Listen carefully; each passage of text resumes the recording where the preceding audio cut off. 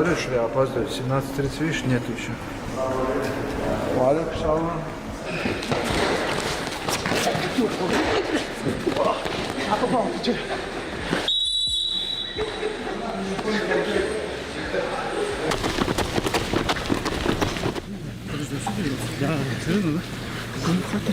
Таир, бала, ну что за дела же? Ой, Таир, эй!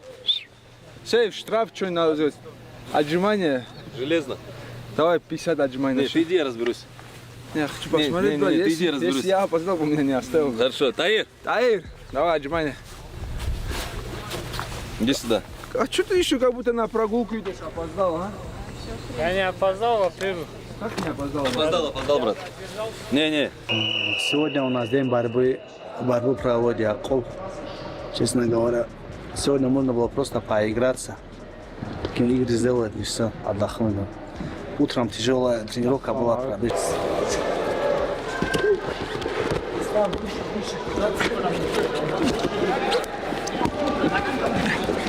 Islam Makhachev has started his training camp for his return in August at the UFC 330 fight card to defend his welterweight title for the first time.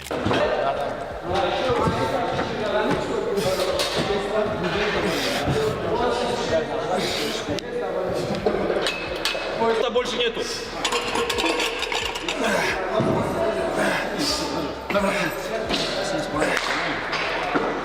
Islam Makhachev confirms he is aiming to return in August after heading straight into training camp. He acknowledges multiple challengers in the division, but identifies Ian Gary as the leading contender for his next title defense. When are we going to see you back in the Octagon?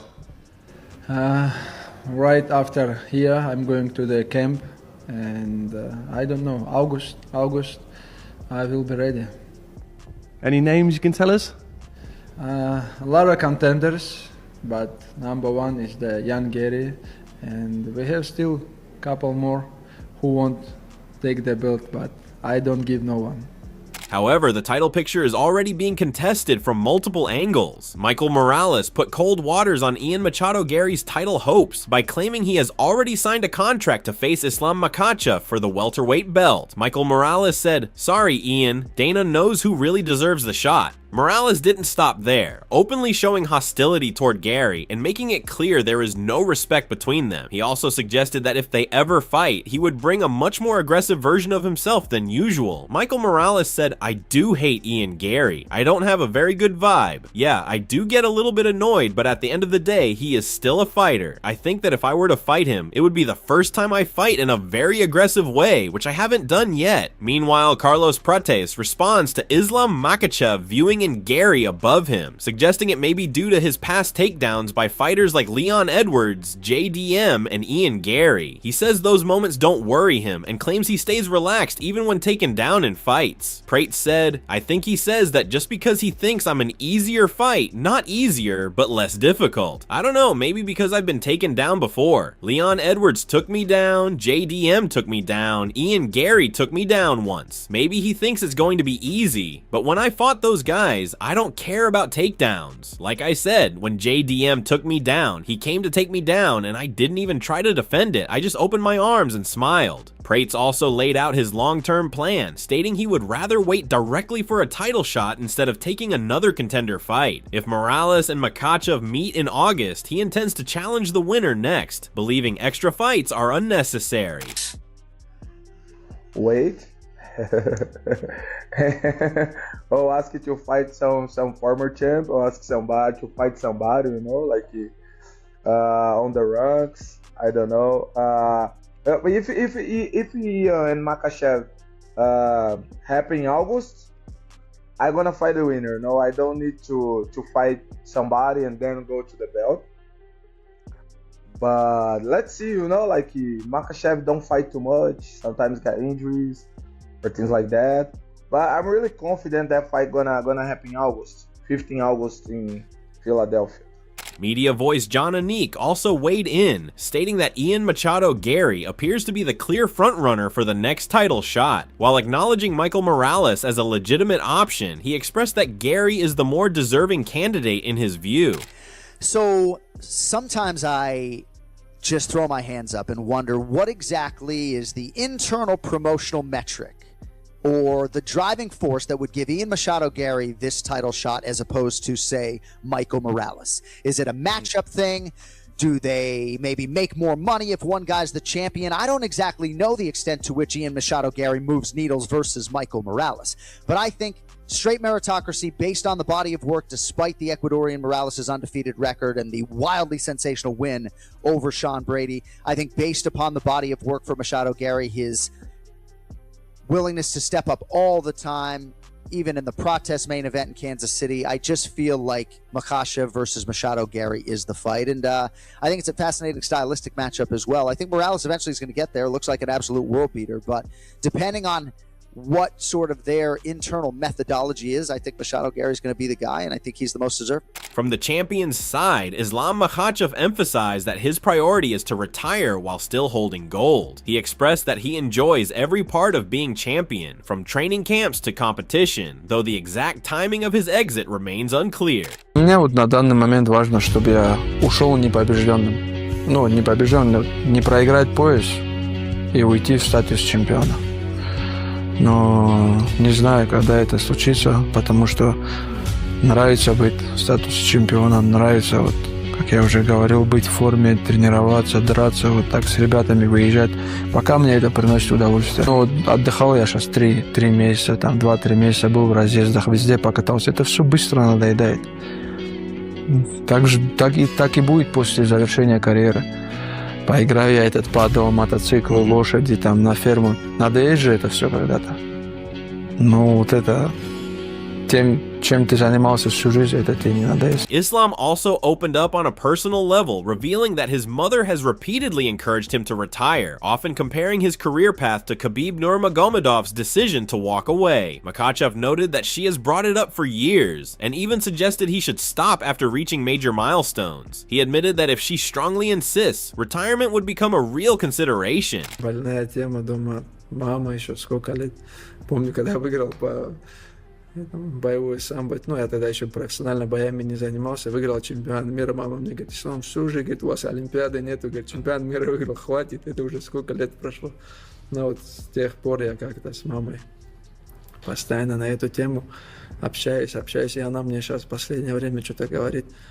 А она мне уже говорила, вот Хабиб послушал маму, говорит, а ты не хочешь слушать? Я говорю, ну, я ей объясняю, ну, она так мне не поставила вопрос, или там, выбирай, да. Ну, как-то общаюсь, и она мне сейчас говорит в последнее время, я хочу с Хабибом увидеться, говорит, нам надо поговорить. Я говорю, о чем тебе надо с ним? Нет, мне надо поговорить, говорит. Сейчас пока я не организовал эту встречу, но я понял тему разговора. Но если мама скажет, ты оставишь? Но если, конечно, будет мама настаивать прямо вот ребром, то и... Outside the title chase, analysts and fighters continue breaking down just how dangerous Makhachev is. Joe Rogan and Dustin Poirier discussed his choking ability, describing it as one of the most suffocating weapons in MMA.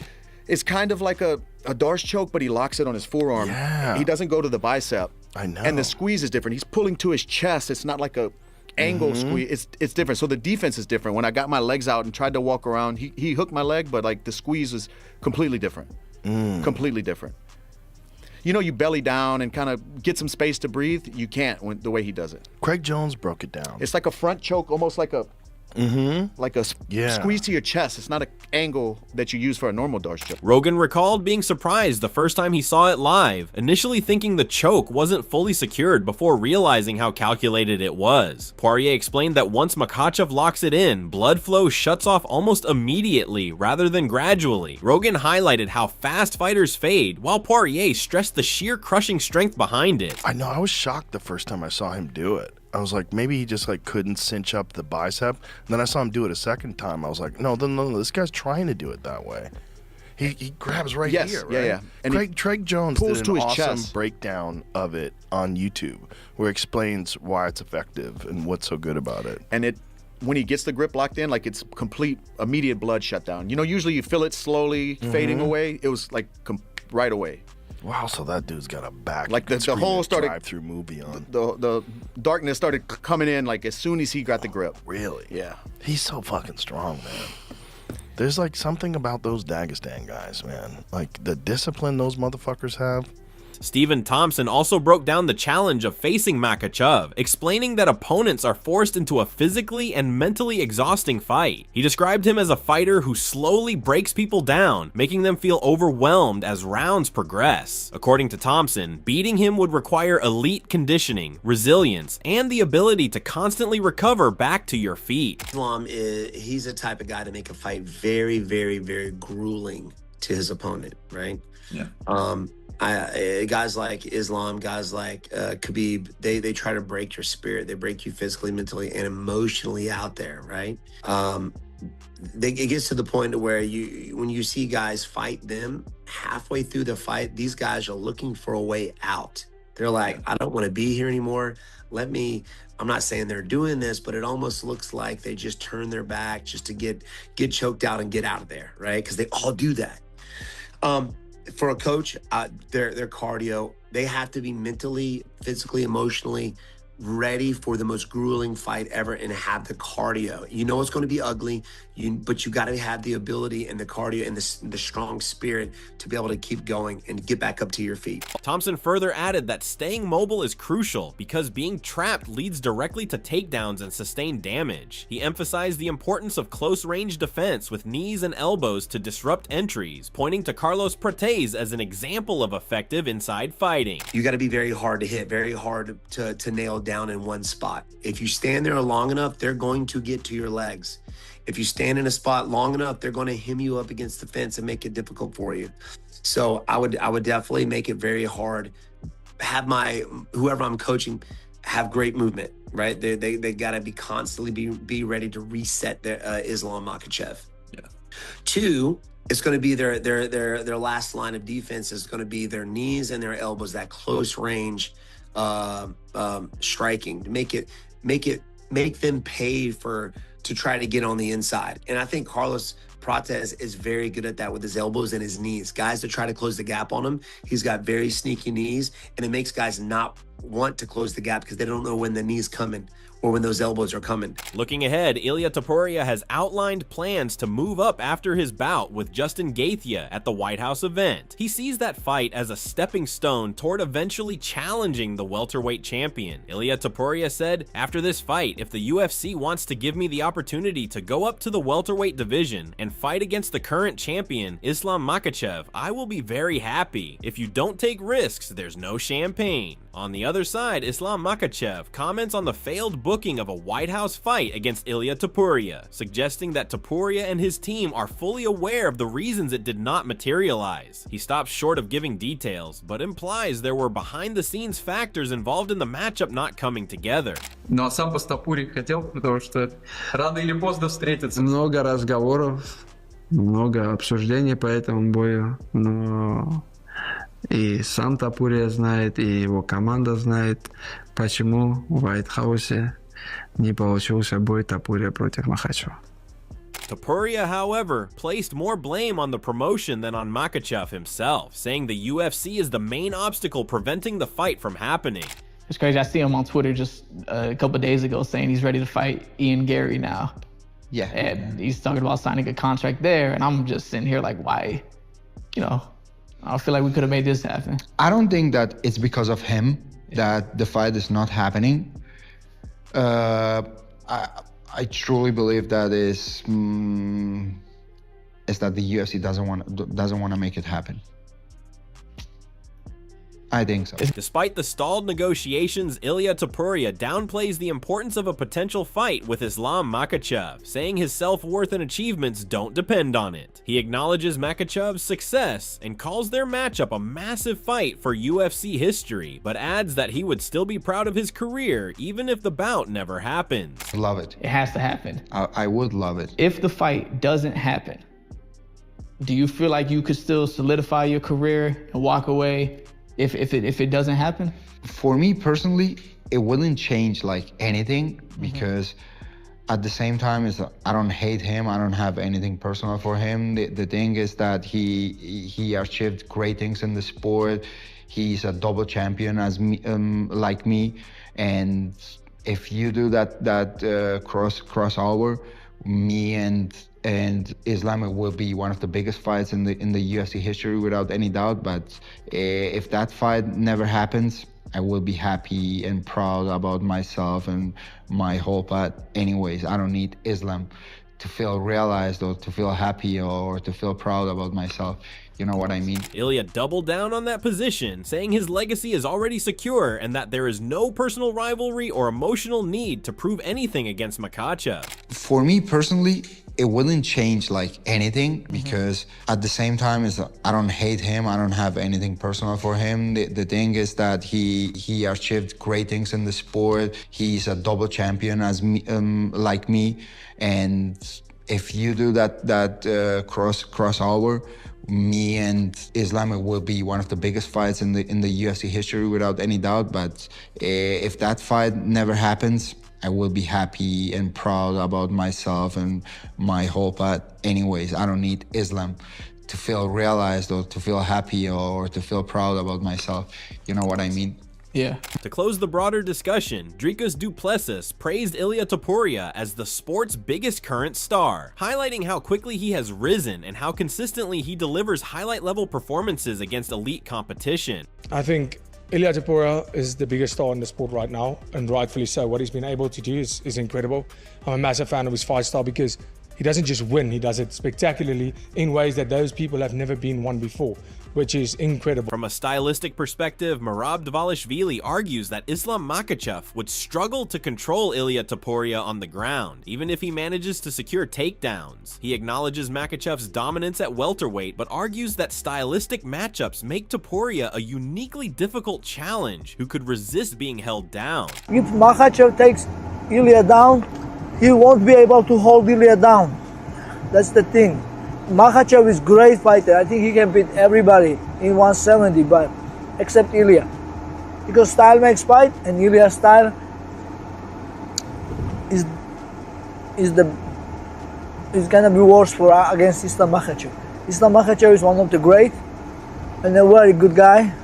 I have so much respect for him, but if they fight each other, I think Ilia is gonna win for sure. Merab Dvalishvili reveals he also struggled to take Ilia Topuria down during training, calling his defense extremely difficult to break. He credits Topuria's strength and well-rounded skills in both wrestling and striking as key reasons he felt unable to secure takedowns. When trained with Ilia, how good was his takedown? Bro, Ilia is so good. I wasn't able to take him down. Like, it's impossible to take Ilia down, you know. He has a great takedown defense. Like, he's so strong, you know, like with the wrestling or striking, like, it's impossible.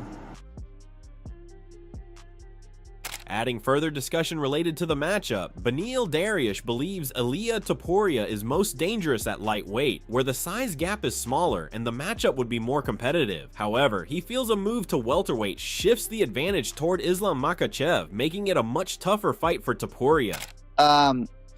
As far as fighting Islam, I just think there's a big size difference. Do you think they'll play a big factor?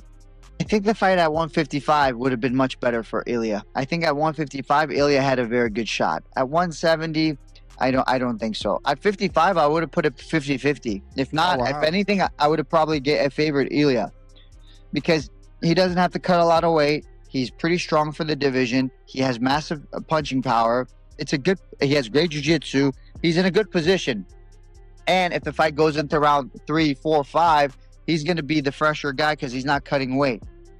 But at 170, it's a massive weight difference, and Islam doesn't have to cut weight.